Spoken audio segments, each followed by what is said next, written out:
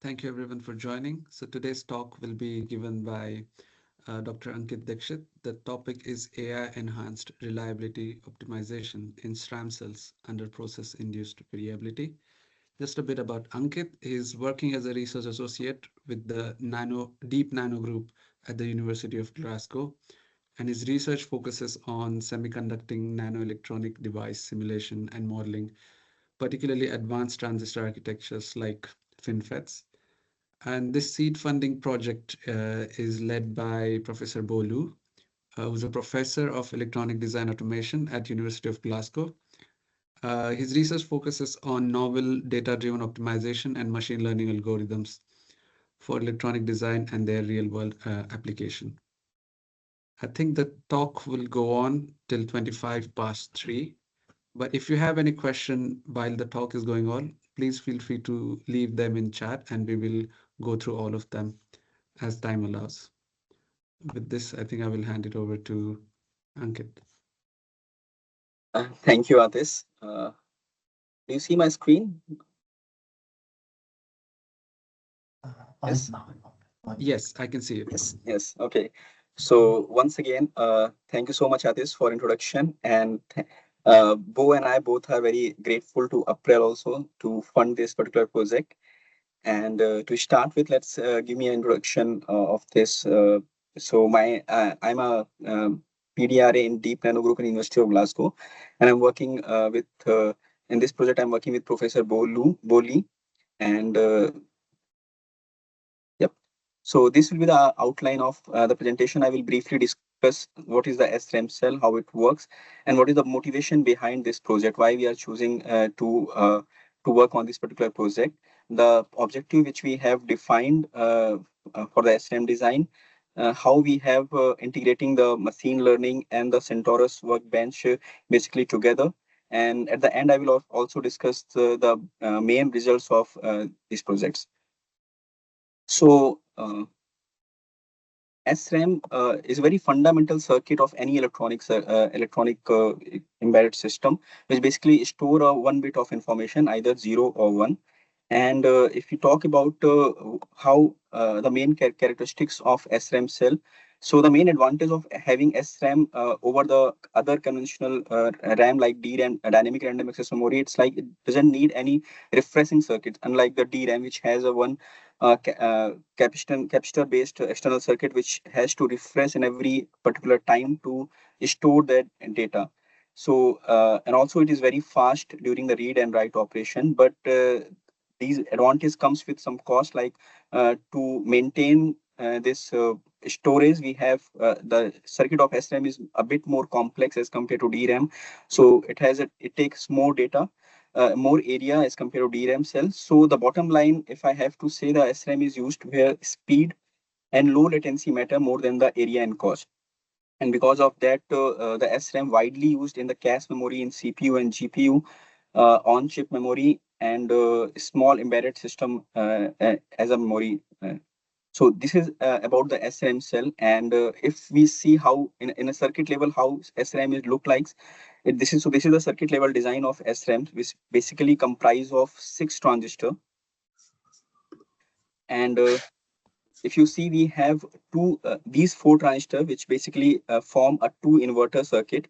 So each inverter we have this PMOS and NMOS. So PMOS is also called as a pull-up network, and NMOS is called the pull-down network, because when you turn on the PMOS, it is connected to the VDD. So it will try to this output will be tried to. Do you hear this?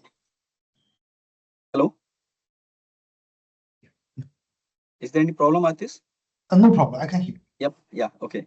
So so this is the 4 transistor which is forming a 2 inverter circuit, and this is a circuit which hold your memory or storage of your data. For example, if I have to just explain in a very quickly, like if you have a V out is equal to 1, so this V out, the output of this inverter is fed to the input of this inverter. So this one will try to turn on this transistor, which is pull down network. So this will try to pull down this output, and this 0 is again fed to as an input of inverter, first inverter, which will try to turn on this PMOS transistor. Again, it will try to pull out this output to the VDD. So in this way, if you are not applying any word bit or bit line, so it will store that data.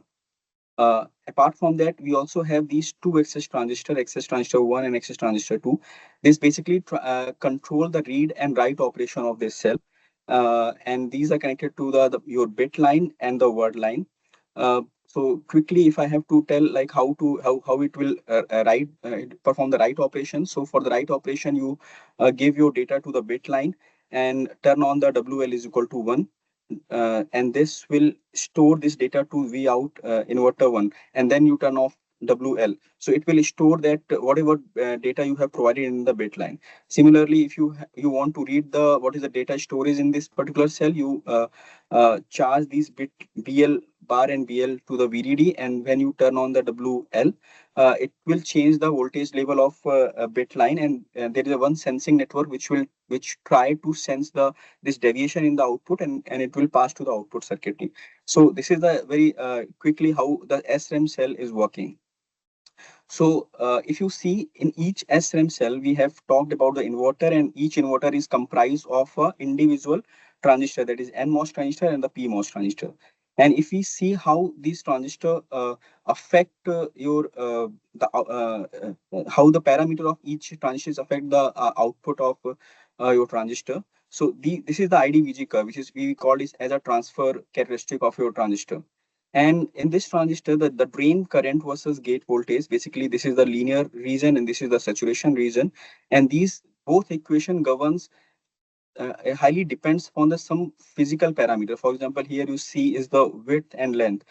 The COX will depend upon the thickness of oxide. The threshold voltage depends upon the doping concentration of inside your MOSFET transistor.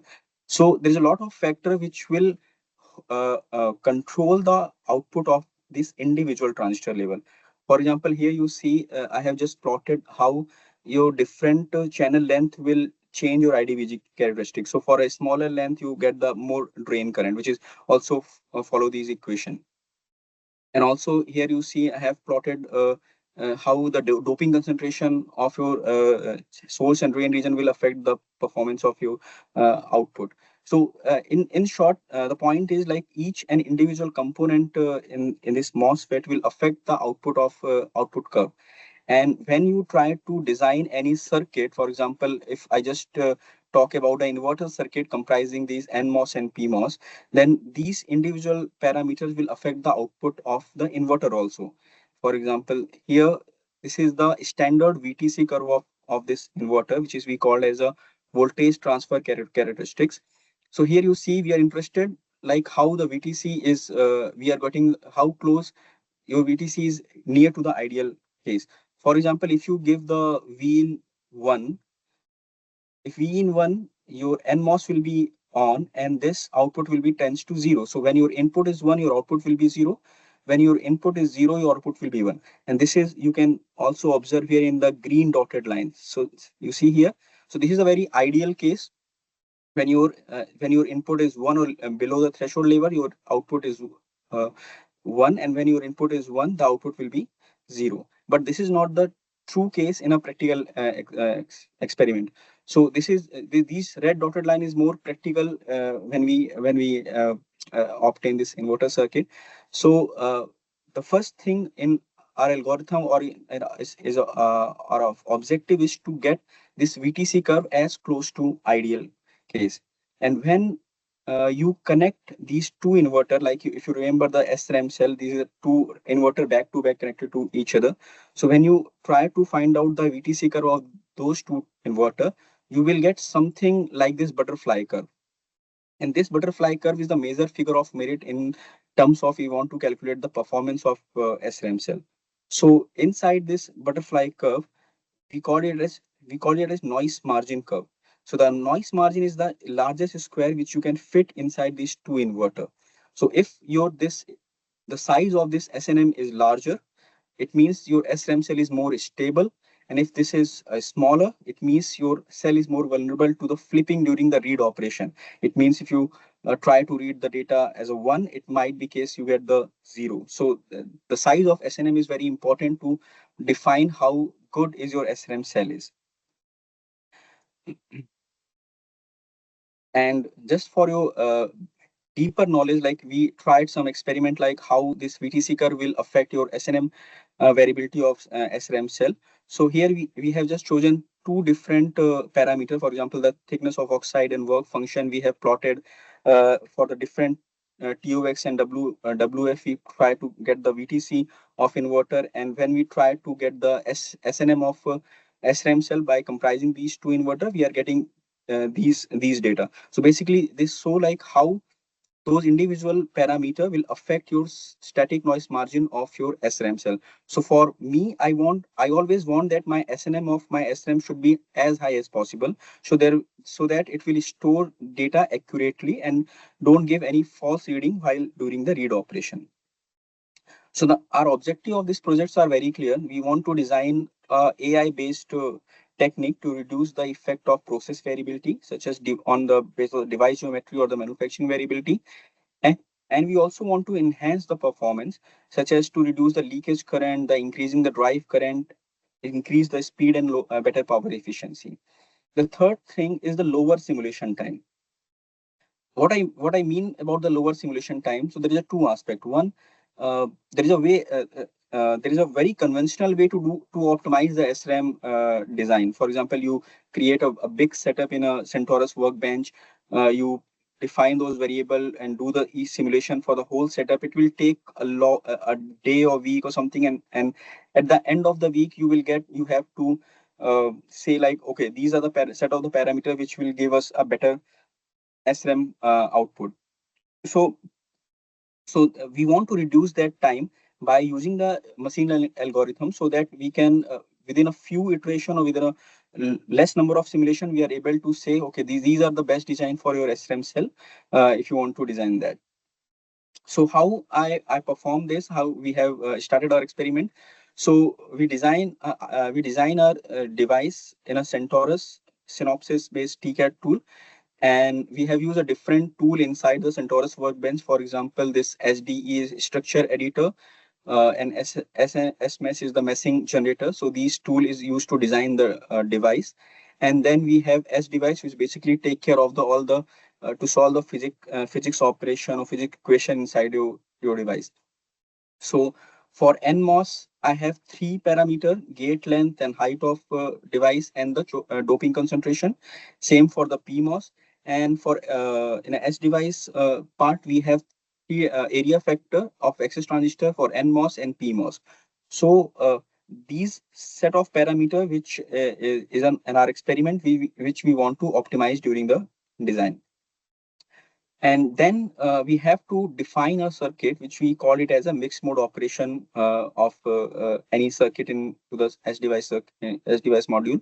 Here we have defined a complete net list of SRAM inside it. For example, here you see we have defined two supply VDD and ground, some resistance parts, some devices like how each device is connected to in this circuit, and then what are the plots we are interested to after my simulation has been done. So these things we have defined under the system uh, inside the S device file.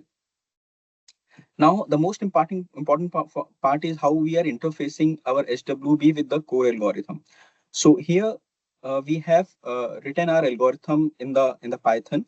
So the first simulation has been done in the CentOS TCAD, and then from the CentOS we are interested to extract the output curve. For example, the as I said VTC voltage transfer characteristics, V in versus V out, and also the butterfly curve, which from where we are trying to extract the static noise margin, and we these figure of merit we are then provided into our algorithm.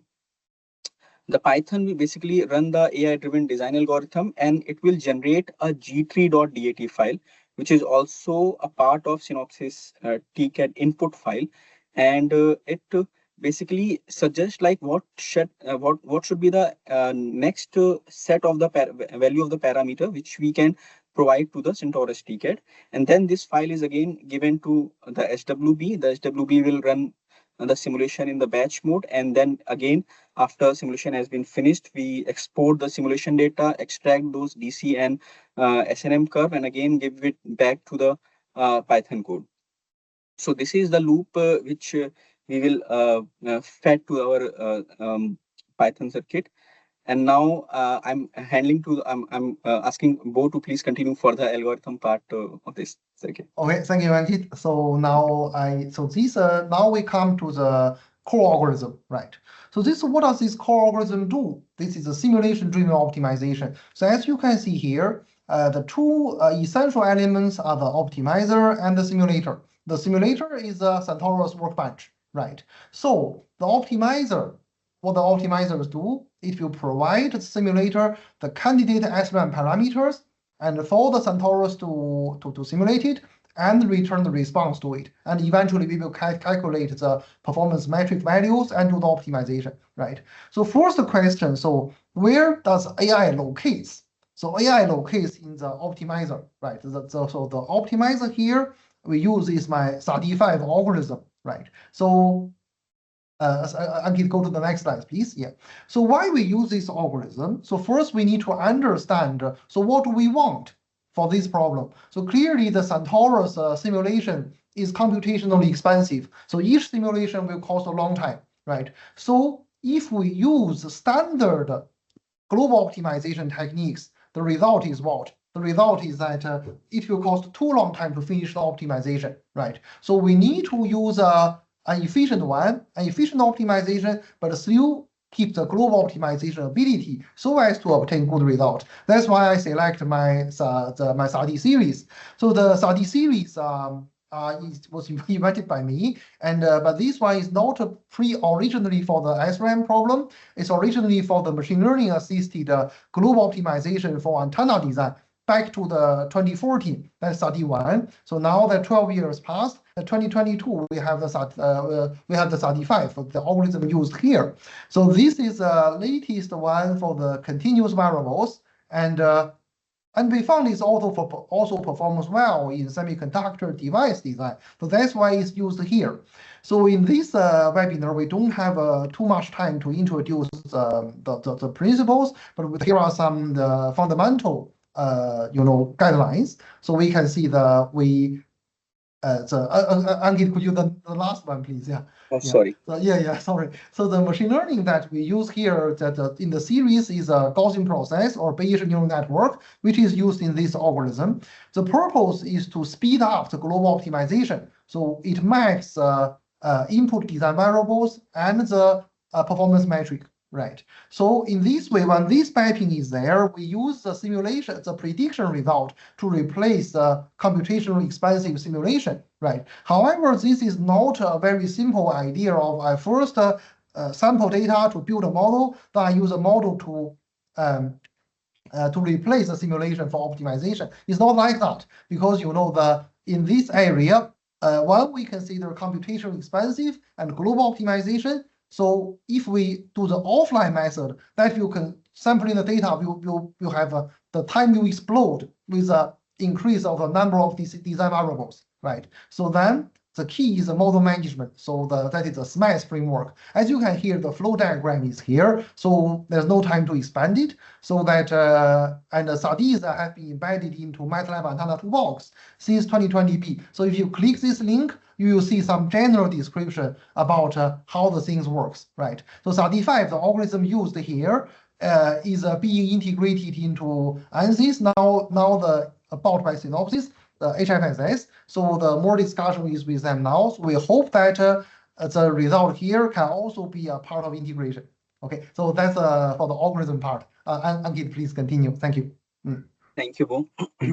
So let's discuss some results which we have initial result when we use this algorithm with our problem statement. So here you see I have this is the hold state, and we are only interested in a hold state and read state because when you do the write operation, you are basically just writing a data into the SRAM cell.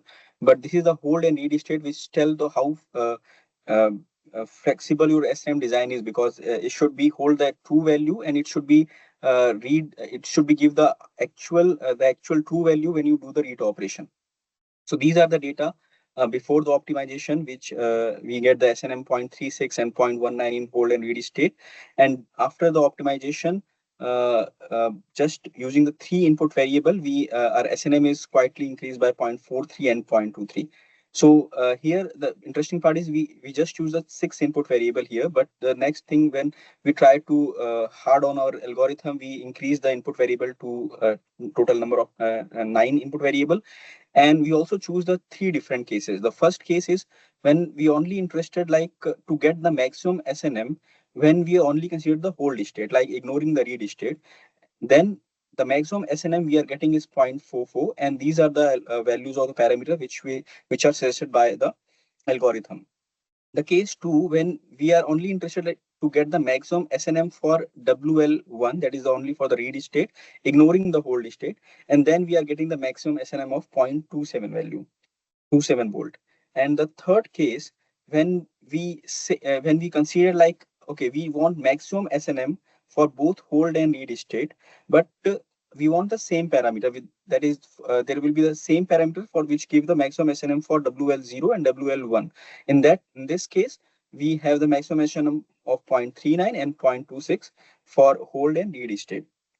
So these are the some set of results which we got when we used on the two-dimensional device or two-dimensional MOSFET algorithm. But to test our algorithm, we want further to test it for the three-dimensional implementation. So three-dimensional implementation is even a bit more difficult, because when your number of number of meshing pointers increase, as you say, like in third dimensional, if you increase that, the number of points will be multiplied by the volume of that device. So the simulation time will be even much more higher. And the only thing to control the simulation time is here is to control the meshing, to optimize the meshing.